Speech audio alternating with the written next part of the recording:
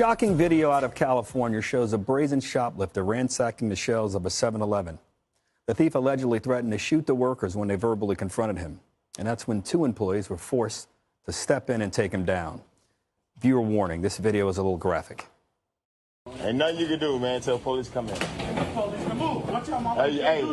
Don't. Hey, Watch out, boss. ain't nothing you can do, man. Don't do that. Don't do that, man. Don't do that.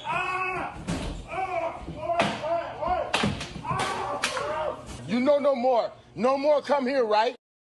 I have no idea. A bystander says the workers then led the thief out of the store, ordering him to never come back again. And now in Chicago, the mayor there defended a swarm of teens who looted and destroyed a convenience store. The mayor insisting it was just a large gathering. We're not talking about mob actions. I didn't say that. These large gatherings.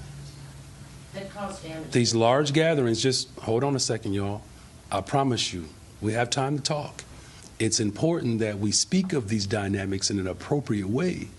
This is not to obfuscate what is actually taking place. I mean, to refer to children as like baby Al Capones is not appropriate. Chicago police later arrested 40 of the alleged participants.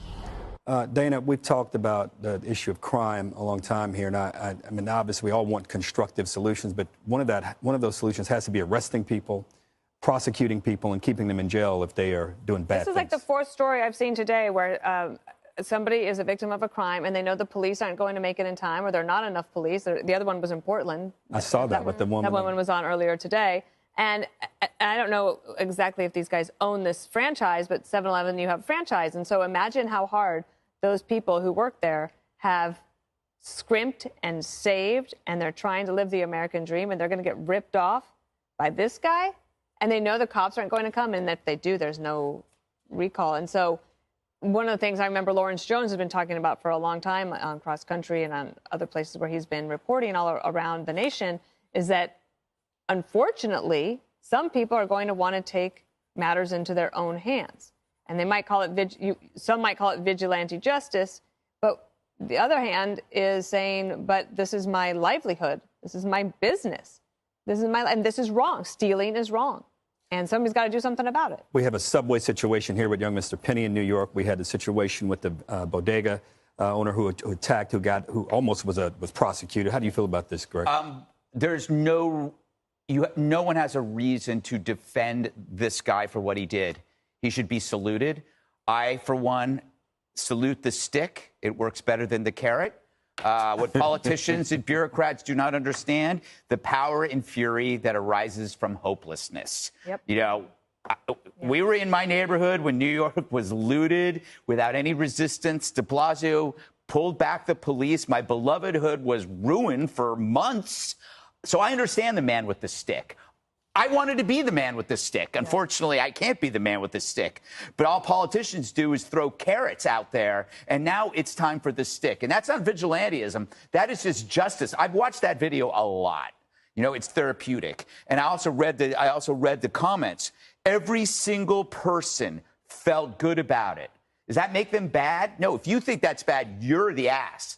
Because you're the one that defends that kind of criminal. The people that feel good is because they're so tired of seeing the same old story. The person that works really hard getting beaten up by a mob, and then the mayors and the bureaucrats defending the mob. So what you get, that's not, I wouldn't even say it's workers' revenge. That is justice, because they can't get it anywhere else. And I hope that that guy, when he left that store, spread the word.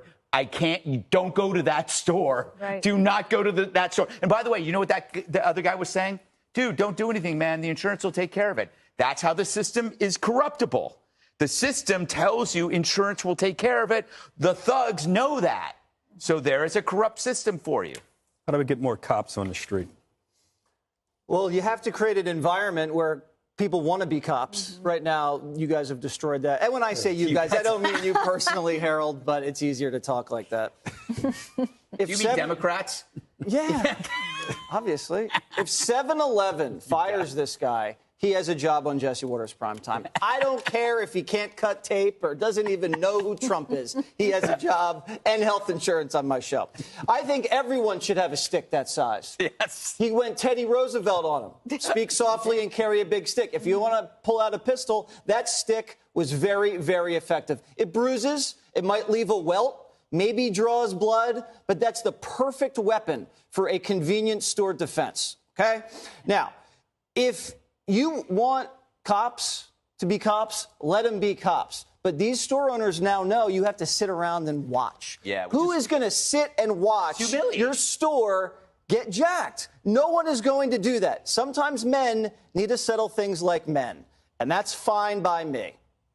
How do we get a better balance? Jesse's right. The police and how people perceive police, or do we just, what do we do? Why would you, as a young person or any person, want to be recruited as a police officer? They have, first of all, there's defunding, so there are funding issues in some places, but there's also recruiting. If you know you're going to go risk your life for not a super great paycheck, for people who don't appreciate you when they've been disparaged in so many places, just recruiting is going to be hard to get people out there. But to the point about insurance, you talk to business owners and they will say it does not begin to cover the damage, all the time that they're out of work, that they have to close down, all kinds of things. I mean, there's so many repercussions here. You can understand why people get so frustrated. We don't want that to happen, but I understand it. Harold, might I add that tonight on my show, I will be playing that entire video, and I will not be blurring the man's butt crack.